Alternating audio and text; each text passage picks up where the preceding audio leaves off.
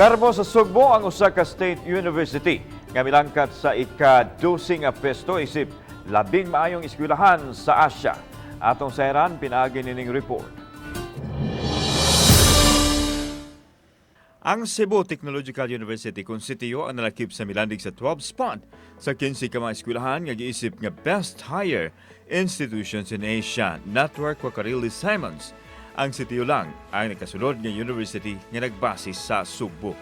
Ang sistema sa edukasyon apil na ang natad sa pagpanuki-duki o research ang usas gipalambo nila hinungdan nga napilian ang universidad sa Commission on Higher Education nga iluso alang sa international recognition.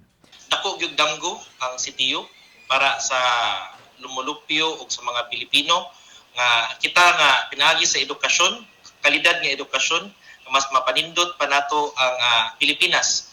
So mao nang atong panglantaw ug nangkamot ang CTU nga makahatag gyud og quality education. Yaan ko ni Dr. Adrian Ibanez, ang Vice President for Research and Development sa CTU, nga dakong hagit kanila isip government-run university ang gamayng pundo.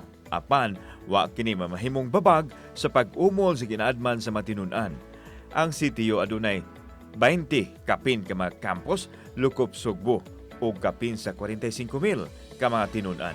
Hinaot nga kita sa mga Cebuano ato ning garbo ato ni tanan unya hinaot inyo nang ato anang ilhon ang CTU sad nga usani sa mag-offer gyud nato og quality and free education. Kauban si Cleofer Lumayag, ako si Alan Domingo. Balitang Bisdak.